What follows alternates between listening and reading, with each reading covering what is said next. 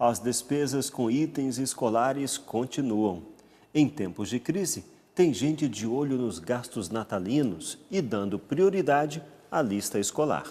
Olha, dependendo dos descontos, os preços mais acessíveis, na minha opinião, eu acho que compensaria sim adiantar as compras. Sim, se o desconto for bom, sim, compensa sim. Eu sempre compro adiantado para ter desconto, vale a pena. É dezembro, o ano letivo mal acabou, mas já tem muitos pais se antecipando nas compras de material escolar. É que eles estão aproveitando o 13º para conseguir um desconto a mais na compra à vista. E sabe por quê também? A partir de janeiro, alguns itens de papelaria e livraria serão reajustados. E nos lugares agora das compras natalinas, os cadernos estão ganhando destaque. É isso mesmo. Nesta época de ano é comum vermos um maior movimento nas lojas de roupas e eletrodomésticos. Mas os materiais escolares estão ganhando espaço nas listas de compras de muita gente. Você deve estar pensando que ainda é cedo para investir nisso. Saiba que é nesta época do ano que os preços desses itens ficam mais baratos. E para uma boa compra é fundamental levar em consideração a qualidade do produto e condições de pagamento. Para os trabalhadores que receberam o 13º e que tenham condições de comprar esse material à vista, essa é uma boa dica, pois, de um modo geral, as papelarias dão desconto na compra à vista. Por exemplo, se eu recebo um desconto de 5%, é mais interessante pagar à vista do que fazer a aplicação do 13º para comprar esse material parcelado. Evitar as compras a prazo representa evitar ter contas em um período bastante crítico na unidade familiar, que são os meses de fevereiro e março. Antecipar as compras de materiais escolares pode sim pesar menos no bolso. E entre as tarefas de fim de ano estão as pesquisas de preços de itens como livros, cadernos e lápis. Com o aumento da procura fora de época, as livrarias também tiveram que se preparar para atender a demanda em pleno Natal. O pessoal já está adiantando mesmo, a gente está tendo bastante orçamento, a gente está fazendo orçamento, o pessoal está tendo um comparativo, a gente já está trabalhando com o desconto. Além da pesquisa de mercado, outro fator que pode gerar economia durante as compras de materiais escolares é fazer um levantamento do material que sobrou do ano anterior e analisar se ainda pode ser reaproveitado. Em tempos de crise e com a previsão de aumento de até 10% nos preços dos artigos escolares, uma outra alternativa utilizada pelos pais é formar grupos de compras coletivas. Nesse caso, muitas papelarias dão um desconto ainda maior pelas compras em grande quantidade. Muitas escolas têm associação de pais e mestres, e nós sabemos que uma coisa é um pai ir lá comprar um caderno, uma caneta, a outra é uma possibilidade de negociação a partir da associação de pais e mestres, fazendo uma compra coletiva onde é possível fazer uma compra no atacado e, consequentemente, essa associação consegue um desconto muito maior do que for uma compra particular individual de apenas uma família. E nessa temporada de papelarias cheias, muitos pais não resistem aos pedidos dos filhos e acabam levando as crianças para ajudar nas compras dos materiais.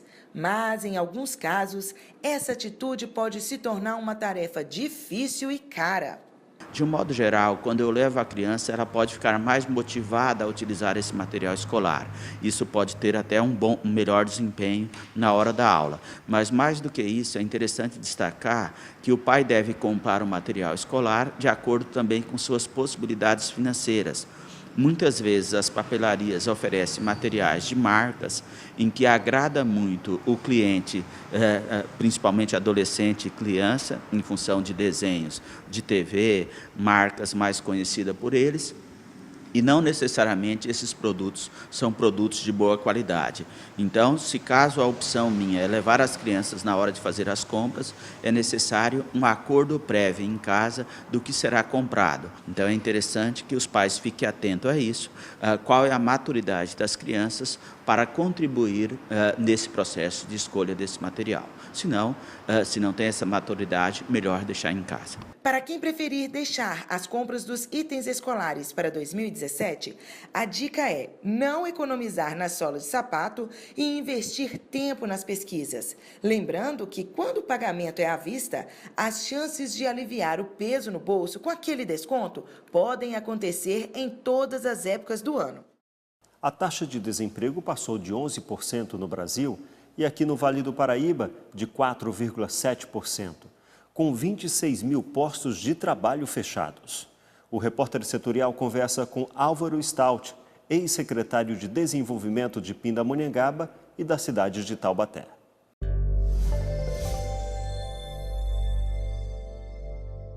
Os jornais, a imprensa toda dá conta da dificuldade que está sendo para as pessoas que são demitidas voltarem ao mercado de trabalho, principalmente por conta da idade, por outros fatores, salários que são altos e depois tem uma certa dificuldade de diminuir, de baixar na carteira de trabalho. Tudo isso nós vamos discutir agora. Nós estamos recebendo aqui Álvaro Stout Neto, que é uma pessoa extremamente experiente. Álvaro já foi secretário de Desenvolvimento em Taubaté, em Pindamonhangaba. É o homem que ajudou a implantar 3 Volkswagens, né? Isso. A siderúrgica mexicana GV em Pindamonhangaba. E tem uma experiência grande também nessa área de RH, né? Principalmente, né, Álvaro? 25 anos de satisfação em tê-lo aqui, hein? Satisfação é minha estar com você aqui. E uma oportunidade grande que a gente está dando ao pessoal de casa para, quem sabe, sempre tem na família alguém que está desempregado ou algum conhecido, ou até dentro de casa mesmo, o chefe de família, né, desesperado. O jornal está dando conta que está levando 9 meses para as pessoas, mesmo assim, aquelas que têm um currículo muito bom, retornarem ao mercado de trabalho depois de serem demitidas. Não é fácil, tá? A situação está meio ruim e entendo eu que não vai se resolver até o meio de 2017, não.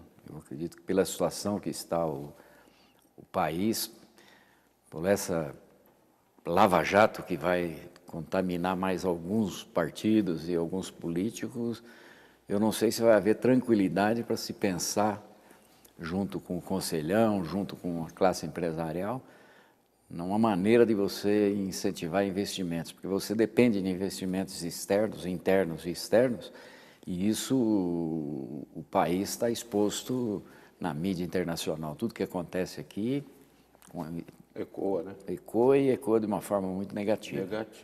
Você vê, o empregador principal do Brasil, penso eu, seja o próprio governo, os governos em todos os níveis, né?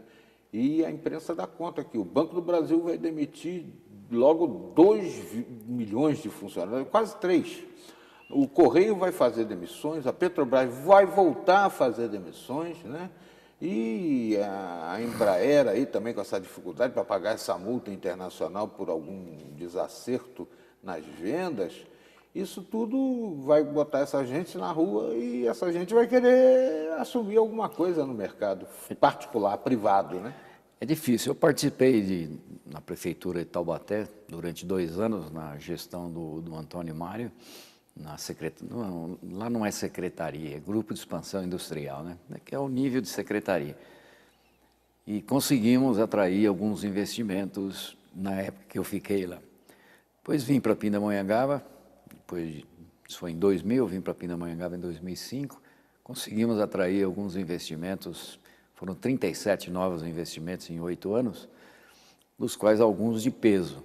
Agora, para trazer o investimento, você tem que ter uma cidade bem organizada, um parque industrial consolidado, e nós temos, e também um país em desenvolvimento, o estado de São Paulo também, principalmente, mas o Brasil em desenvolvimento, porque ninguém aporta dinheiro num país que está na situação que nós estamos. Então, a geração de emprego depende de muitos fatores, depende de uma boa vontade do governo, depende de uma reforma trabalhista, que é muito importante. Nós estamos desde a época de Getúlio, que nós temos uma consolidação da lei de trabalho. Nós precisamos tratar com muito carinho, e é difícil isso, a terceirização, que é um negócio muito importante para a desoneração da folha de pagamento, nas atividades que não são atividades fim, são atividades meio, né? Fazer uma reforma na Previdência, porque eu não tenho certeza se eu vou continuar a receber o benefício de aposentadoria daqui a 2 anos, por exemplo. É uma loucura isso. E aqueles que estão no mercado de trabalho, que estão contribuindo, também têm dificuldade em saber se vão conseguir se aposentar. Foi o que conseguimos colher desses desmandos sucessivos que aconteceram no Brasil. Agora, Álvaro, eu participei também de um governo, né? Fui secretário de Trabalho e Ação Social no município de Japeri, à época o mais pobre município do Brasil, e a ideia lá era um incentivo da prefeitura, construía-se muros industriais, dotava-se um terreno de infraestrutura, luz, água, esgotamento sanitário, e com isso oferecia-se a empresas. O prefeito que nos antecedeu, inclusive, levou para Japeri a Casa Granado, né, que é famosa pelos seus saponáceos, medicamentos e tudo mais. É proibido fazer isso? Não, não. Porque aqui em Pindamonhangaba, por exemplo, o governo que passou não fizeram nada em termos de... Eu acho que é meio antiquado você usar essa prática. Porque empresas grandes, investimentos significativos e que geram muitos empregos, estão atrás de benefícios fiscais, não de doação diária. A doação diária te dá, você fica amarrado na prefeitura uns 10 anos mais ou menos, te dá um pouco de tranquilidade, mas o valor em si, inicial, é muito pequeno. Mas o incentivo fiscal é permitido? Olha, nós conseguimos atrair a GV, conseguimos atrair a Martfair, a ampliação da Gerdau, a ampliação da Novelis, baseado numa lei de incentivo fiscal, em cima de uma liminar do desembargador Nalini, e que essa liminar foi cassada logo após. E isso era Jundiaí, Piracicaba, Santa Bárbara do Oeste, várias cidades do estado de São Paulo também aplicavam essa lei de incentivo fiscal. As pessoas que têm bons currículos e têm experiência profissional, mas têm o peso da idade, estão usando um artifício para retornar ao mercado de trabalho e está dando certo. Voltar como estagiário. A gente volta a falar sobre esse assunto de mercado de trabalho já no segmento do Repórter Setorial.